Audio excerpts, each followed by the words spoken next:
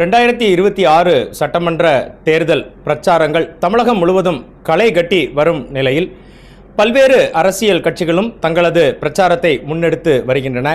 அனல் பறக்கும் பிரச்சாரம் தமிழகம் முழுவதும் நடைபெற்று வருகிறது.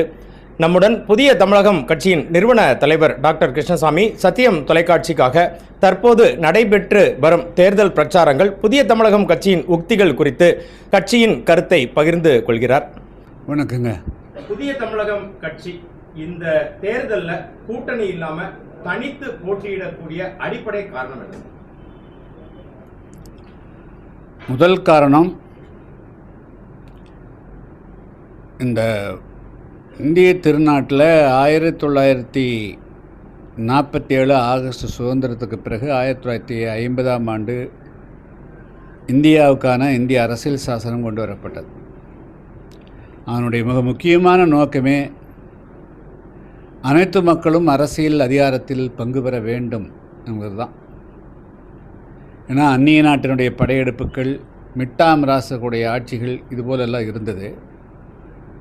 எனவே அனைத்து குடிமக்கள், ஏழை மக்கள், எளிய மக்கள் அரசு அதிகாரத்துக்கு வரணும் அப்படிங்கிறது தான் மிக முக்கியமான நோக்கம். என்றால் அரசு அதிகாரத்தை எப்படி பார்க்க வேண்டும் என்று சொன்னால், இந்த மக்களுடைய பிரச்சனைகளை தீர்க்கப்பட வேண்டும் என்று சொன்னால், அந்த மக்கள் ஆட்சி அதிகாரத்தில் இருக்கின்ற பொழுது தான் அதிகார துஷ்பிரயோகம் இல்லாமல் அந்த மக்களுக்கான அரசாக இருக்க முடியும். கடந்த 1967க்கு பிறகு பார்த்திங்கன்னா தொடர்ச்சியாக திமுக, அதிமுக இரண்டு கட்சிகளும் மாறி மாறி ஆட்சியிலே அமர்ந்திருக்கின்றன. ஆனால் இதில் யார் வலுப்பெற்றாங்கன்னு பார்த்தா, மீண்டும் எந்த ஆதிக்கம் செலுத்துகிறார்களோ அவர்கள் தான் வலுப்பெற்றிருக்கிறாங்க. புதிய சில பண்ணையார்கள் இந்த அரசு இயந்திரத்தை பயன்படுத்தி கொளுத்தவர்கள் பல ஆயிரக்கணக்கான கோடி ரூபாய் வைத்துக்கொண்டு புதிய பாளையப்பட்டுகளும் உருவாயிருக்கிறார்கள்.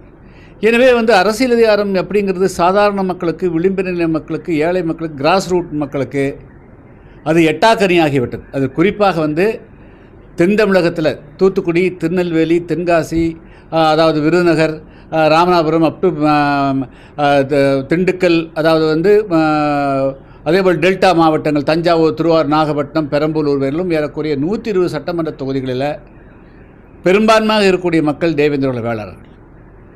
அந்த மக்களுக்கான அரசியல் பங்கீடு, அரசியல் பிரதிநிதித்துவம் வரபோது இரண்டு மிக முக்கியமான கட்சிகள், அதாவது இன்றைக்கி ஆட்சியில் இருக்கக்கூடிய இரண்டு கட்சிகளுமே அந்த மக்களை வேறுபாடுபடுத்தி பார்க்க விரும்புகிறாங்க. அந்த மக்கள் இவர்கள் ஆட்சியாத்துக்குள்ளே வந்துடக்கூடாது, அவர்கள் ஆதிக்கம் செலுத்தக்கூடியவர்களாகவே இருக்கணும், ஆதிக்க சக்தியுடைய பிரதிநிதிகளாகவே அந்த இரண்டு கட்சிகளும் மாறி போய்விட்டது.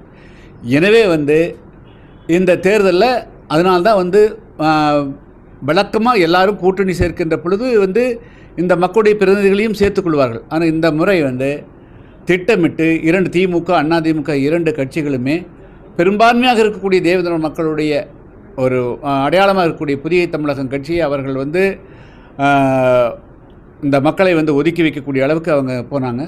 அதை நாங்கள் சவாலாக எடுத்துகிட்டு புதிய தமிழகம் கட்சி இந்த தேர்தலில் நாங்கள் தனித்துவத்தோடு போட்டியிடுகிறோம்.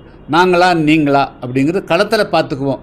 எங்களால் நீங்கள் பலன் பெற்றீர்களா, உங்களால் நாங்கள் பலன் பெற்றோமா, எங்களுடைய வாக்குகள் இல்லாமல் நீங்கள் எப்படி சட்டமன்ற உறுப்பினர் ஆக முடியும் அல்லது அமைச்சர்கள் ஆக முடியும்? ஆச்சா, எங்களுடைய வாக்குகளை பெற்று நீங்கள் சட்டமன்ற நாடாளுமன்ற உறுப்பினர்கள் ஆகிட்டீங்க. ஆட்சி வந்த பிறகு இந்த மக்களை நீங்கள் மீண்டும் காலடியில் போட்டு மிதிக்கிறீங்க, அதுக்கு நாங்கள் ஒருபோதும் ஒத்துக்கொள்ள மாட்டோம் என்ற அடிப்படையில் தான் இந்த தனித்துவத்தை காட்டுவதற்கும் சுயமரியாதையோடு தன்மானத்தை காக்கக்கூடிய வகையில் தேவேந்திர மக்களுடைய பிரதிநிதியாக புதிய தமிழகம் கட்சி இன்றைக்கி 61 சட்டமன்ற தொகுதிகளில் புதிய தமிழ் கட்சி போட்டியிடுகிறது. பட்டியலின மக்கள் வெளியேற்றம் அதில் ஒரு பாதியை கடந்துட்டீங்க நீங்கள். அப்படி ஒரு மனப்பான்மையில் புதிய தமிழகம் கட்சியும் உங்களை சார்ந்த தேவேந்திர குல மக்களும் இருக்கக்கூடிய ஒரு நிலையில திமுக, அதிமுக கூட்டணி இப்படி வேறுபடுத்தி பார்க்கக்கூடிய மனப்பான்மையை நீங்கள் எப்படி பார்க்குறீங்க? இல்லை, அவங்க எதிர்ப்புரட்சியாளர்களாக போயிட்டாங்க. இப்போ திமுகவுடைய துவக்க காலத்தில் திராவிடர் கழகம் அந்த கட்சிகளெல்லாம் உருவாகிற போது இது பல்லர் கட்சி, பறையர், அதாவது தொட்டில்களாக தான் இருந்தது. பள்ளங்கட்சி, பறையங்கட்சிகளாக தான் இருந்தது திமுக, அதிமுகலாம். ஆனால் ஆட்சி அதிகாரம் வந்த பிறகு அவர்கள் அவர்களே பண்ணையார்களாக, அவர்களே தங்களை மேல் தட்டு வர்க்கத்துக்கான பிரதிநிதிகளாக மாற்றிட்டாங்க. அப்போ இந்த மக்களுடைய நிலைமை அப்படியே இருக்கிறது. இப்போ இந்த சமுதாயத்துக்கு ஒரு அடையாளம் வேணும் அப்படிங்கிறதுக்காக தான் நாங்கள் தேவேந்திர வேளாளர்கள் என்பதுக்காக நான் பெரிய போராட்டம் நடத்தி அந்த பேரை வாங்கணும். அது இருந்தாலும் கூட தேவேந்திர சமுதாயத்தை பொறுத்த மட்டிலும் இந்த மக்கள் வந்து தங்களை வந்து எஸ்சி பட்டியலிருந்து விலக்கி வைக்கணும்னு போராடிட்டு இருக்கிறாங்க. 2021 அவர்கள் வந்து அதை வந்து அப்போயே அறிவிச்சிருக்கணும். ஆனால் பிஜேபியும் வந்து இந்த மக்களை வந்து ஏமாற்றி விட்டது. ஆச்சு, நம்ம வச்சு கடுத்திருப்பாங்கன்னு சொல்லுவோம். அந்த மாதிரி வந்து கடைசி வரையிலும் கொண்டு போயிட்டு பட்டியல் வெளியேற்றம் இல்லை, வெறும் பெயர் மாற்றம்னு சொல்லி அந்த மக்களை ஏமாற்றுறாங்க. அந்த நேரத்தில் 2020 சட்டமன்ற தேர்தல் அந்த மக்களுக்கு வந்து எது வந்தது வரல அப்படிங்கிறது கண்டுபிடிக்க முடியல. இந்த 5 ஆண்டு காலத்தில் நம்முடைய பிரதானமான கோரிக்கை பட்டியல் வெளியேற்ற கோரிக்கை பிஜேபியும் நடைமுறைப்படுத்தலை. அதுக்காக வேறு எந்த கட்சியும் குரல் கொடுக்குறங்கிறத தேவேந்திர மக்கள் முழுமையாக புரிஞ்சுட்டாங்க. ஸோ அந்த கோபம் அதிகமாக இருக்குது. அதே போல் கடந்த 10 நாளுக்கு முன்பு எடப்பாடி பழனிசாமி தூத்துக்குடி வந்தபோது அவர் இந்த சமுதாயத்தை கொச்சப்படுத்தக்கூடிய வகையில் அவர் பேசுனது அந்த மக்கள் மத்தியில் மிகப்பெரிய அளவு கொந்தளிப்பு இருக்கிறது. எனவே வந்து இந்த தேர்தலில் வந்து புதிய தமிழகம் கட்சி நாங்கள் வந்து எங்களுடைய பலத்தை காண்பிக்கக்கூடிய வகையில், அவர்களுக்கு பாடம் புகட்டக்கூடிய வகையில், களத்தில் அவர்களை வந்து ஓடோட விரட்டக்கூடிய வகையில், அவர் தோற்கடித்து நாங்கள் வெற்றி பெறக்கூடிய வகையில் நாங்கள் வந்து 61 தொகுதியில் போட்டியிடுறோம். இது இன்னும் சொல்லப்போனால் இது பட்டியல் வெளியேற்றத்துக்கான வாக்கெடுப்பு கூட என்று கருதலாம். இறுதியாக ஒரு கேள்வி. திருநெல்வேலி மாவட்டத்தில் இருக்கக்கூடிய 5 சட்டமன்ற தொகுதிகளுமே பொது தொகுதியாக இருந்தாலும் கூட ஒரு பட்டியல் இனத்தவர் ஒருத்தருக்கு கூட முக்கிய கட்சிகள் வந்து வாய்ப்பு அளிக்கல அப்படிங்கிற பரவலான கருத்தை நாங்கள் போய் பார்க்கும்போது பார்த்தோம், கேட்டோம்.